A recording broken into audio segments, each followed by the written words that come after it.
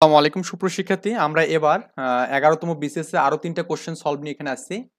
So প্রথমত আমরা এখানে দেখব যে আমরা 10 নম্বর যে ম্যাথটা ছিল এখানে আমরা কিন্তু 1 থেকে 9 পর্যন্ত করেছি এখানে, তাই না? তো এখানে সে ফিগার 2 তে এখানে দিয়েছে, দেখুন আমাদের এটা এরকম ছিল যে 15 ভাগ 15 গুণন 15 এবং 15 ভাগ 15 এর 15 এখানে, মানে ব্যাপারটা তো বুঝছেন মনে হয় এখানে। এখানে একটা 15 একই সব মান, জাস্ট 15 এর 15 এখানে, 15 গুণন 15 এখানে। আমরা জানি এর এবং গুণ একই, তাই না? কিন্তু আমাদের এখানে কিন্তু ডিফারেন্স হবে এখানে, কারণ কি দেখুন একটু, বিষয়টা একই কিন্তু কাজের ক্ষেত্রে আমাদের এর কাজটা আগে হয় গুণের থেকে।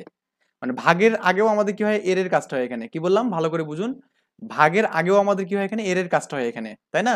তাহলে আমাদের এখানে জাস্ট একটু লিখি আমি এই জিনিসটা, 15 ভাগ 15 গুণন 15 এখানে, আর এখানে 15 ভাগ 15 এর 15 এখানে। মাথায় রাখতে হবে এখানে ভাগের আগে কার কাজ হয়, এর কাজ হয় এখানে। এটা ম্যাথমেটিক্স খুব আসে পরীক্ষায়, অনেক ব্যাংক কোশ্চেনও, মানে ব্যাংকেও এটা আসে আর কি। তার মানে গুণের আগে ভাগের কাজ হয়, গুণের আগে ভাগের কাজ হয়, এবং ভাগের আগে কার হয়, এর কাজ হয় এখানে। ব্যাপার তার মানে এখানে ভাগ করলে 15 এবং 15 ভাগ করলে 1 হবে, 1 গুণন 15 পাবো এখানে উপরে।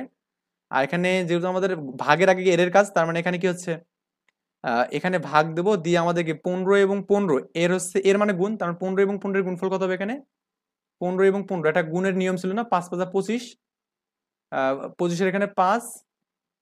আর যদি একই মান হয় তাহলে কি হতো, এটাকে 2 ধরা লাগে এখানে, এক বেশি ধরা লাগে, ধরে 2 একে 2, মানে 25 লিখে 2 একে 2 আর কি এখানে। ওকে, 225 পাবো এখানে আমরা।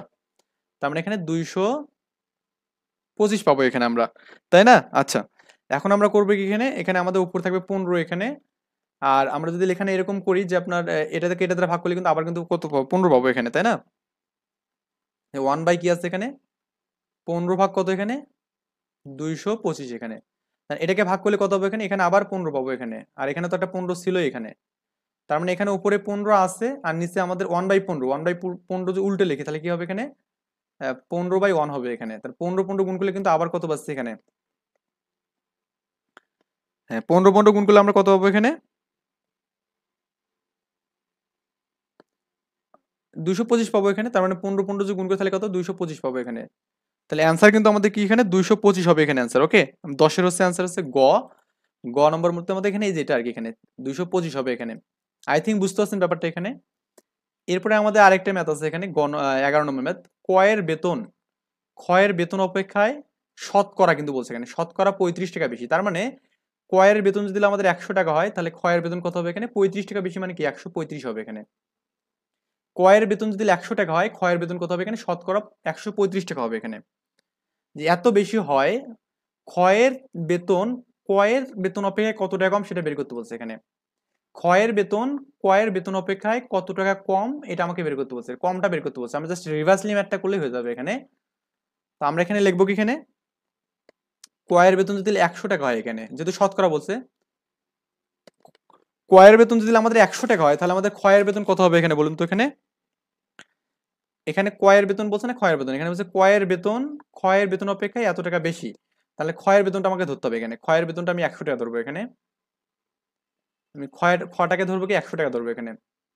তাহলে আমাদের কয়ের বেতন কত হবে এখানে, এর থেকে 135 টাকা বেশি হবে, তার মানে 135 টাকা পাবো এখানে। ওকে, এখন তার মানে এখানে ক্ষয়ের বেতন কত টাকা কম সেটা আমাকে বের করতে বলছে এখানে। তার মানে 135 টাকায় ক্ষয়ের বেতন কম কত এখানে, 35 টাকা। 135 টাকায় যখন আমাদের ক্রয়ের বেতন আমাদের কি হবে এখানে, 135 টাকা হবে, তখন ক্ষয়ের বেতন কত এখানে, 35 টাকা কম হচ্ছে এখানে। তো লিখবো এখানে 135 টাকায় ক্ষয়ের বেতন কম কত এখানে, 35 টাকা এখানে, তাই না? মানে 135 টাকায় কত টাকা হবে এখানে, 35 টাকা কম হবে এখানে। তার মানে 1 টাকায় কত টাকা কম হবে এখানে, 35/135। আর 100 টাকায় কত হবে এখানে, একটু হিসাবটা একটু হয়তো বা জটিল হতে পারে। এই 100 করবো এখানে, এখানে কত 35, আর এখানে কত 135 করবো এখানে। ওকে, আমরা কিন্তু দেখতেছি এখানে 5 দিয়ে ভাগ যাচ্ছে এখানে, 5 20 কত হবে এখানে, 100, 5 20 100। আবার এখানে হচ্ছে 5 27 কত হবে এখানে, 5 27 135 হবে, কারণ 5 20 100 আর 5 7 35 এখানে। তো এই মানগুলো আমরা পেলাম এখানে। এখন আমরা করবো কি, এখানে এই বি দিয়ে গুণ করবো। তো বি দিকে 2 দিয়ে যদি 35 কে গুণ করি তাহলে 70 হবে, তার মানে 700 এখানে। আর নিচে কত এখানে 27। ওকে, আচ্ছা, এখন এটা আমি ভাগ করবো নর্মালি। এখানে আমরা একটু জাস্ট ওই ছোটবেলায় যেভাবে ভাগ করছিলাম আমি ভাগ করার ট্রাই করবো এখানে। 27-এর ডাবল কত হবে, 54 হবে এখানে, 5 4 54। আর এখানে 6 থাকবে, এখানে 0 থাকবে এখানে, তাই না? এটাই কি আমাদের হচ্ছে না? দেখুন তো আমাদের, আমরা প্রথমে 70 এর মধ্যে দিচ্ছি এখানে। তো 70 এর মধ্যে দিলে এখানে কত হবে এখানে? এখানে তো আরো থাকবে এখানে। 60 নিলে তো 6 10 আরকি, মানে 16 থাকবে এখানে। সরি। আর আমাদের এখানে কত হচ্ছে এখানে? এখানে একটা শূন্যটা নামে আসলাম এখানে।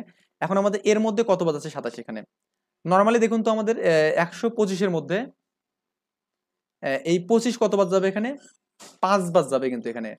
তার মানে 27 কিন্তু 125 কে আমি যে মানে 27 দিয়ে গুণ করি, তার আরো 10 গুণ হবে, তার মানে 135 হবে এখানে। আছে কত? 60। 135 আছে কত আমাদের? 60। তো 60 মিলানোর জন্য আমাদের লাগবে কত আর বলুন তো এখানে? আরো লাগবে 25 লাগবে এখানে। কিন্তু আমাদের আছে কত এখানে? 27 আছে না এখানে? তার মানে আর একবার কিন্তু যাচ্ছে না, তার মানে এখানে 5 বার যাচ্ছে কিন্তু এখানে। তার মানে 100, এটা কত হবে এখানে? 135 হবে এখানে। 135 করলে আমাদের 25 বাদ যাচ্ছে এখানে। এখন দশমিক দিয়ে সামথিং দিয়ে শূন্য করতে হবে এখানে। এরপরে আমাদের আরো ক্যালকুলেশন আছে। আমরা 25 পয়েন্ট সামথিং কোন একটা মান পালে আমরা দেখবো যে এটা অ্যান্সার। এই যে 25.93 আমরা এটা অ্যান্সার করবো এখানে। ওকে, কারণ কি ওইখানে তো আমাদের দুইটা মান আছে এখানে, এটা আবার ঝামেলা দেখো। 25.93, 25.50 আছে এখানে, তার মানে এটাকে আরো ক্যালকুলেশন করতে হবে এখানে। তার মানে এখানে কত পেলাম? যে 27 পেলাম, আর এখানে কত পেলাম? আমরা এখানে মোটমাট পেলাম এই যে কত? 25 পেলাম এখানে। আর এখানে মনে করুন 250 কে আবার করতে হবে এখানে। তো 27 দেখুন তো আমাদের কত বাজ আছে 250 এর মধ্যে এখানে? 27 হচ্ছে কত বাজ যাচ্ছে এখানে? আমি প্রথমে যেহেতু দুটো অপশন আছে, একটা 9 দিয়ে আছে, একটা 5 দিয়ে আছে। তো 27 কে আপনি যদি 9 দিয়ে গুণ করেন এখানে, 7 নং 54 4 হাতে থাকবে কত এখানে? 5। 9 দুগুণে 18, 19 20 21 22 23 2 3, মানে 34, মানে এটা 9 বাজ যাবে এখানে, 0.9 এখানে। ওকে, তার মানে এখানে 2 3 4 এখানে, এটা হচ্ছে আমাদের হবে। এখন বিয়োগ করে আমাদের সামথিং তো আর কিছু নেই, তার মানে 25.9 এটা হচ্ছে আমাদের অ্যান্সার। একটু অ্যান্সারটা মিলাই দেখবেন এখানে 25.93 অ্যান্সার হবে, তার মানে এখানে যে খ নম্বর অ্যান্সার হবে এখানে। ওকে, আচ্ছা, এরপর আমাদের এখানে 12 নম্বর যে ম্যাথটা বলছে এটা একটু দেখি। 10টি সংখ্যার যোগফল দেওয়া আছে এখানে, মানে 10টা সংখ্যা আছে যার যোগফল দেওয়া আছে এখানে কত? 462 দেওয়া আছে এখানে। প্রথম 4টে সংখ্যার গড় দেওয়া আছে 52।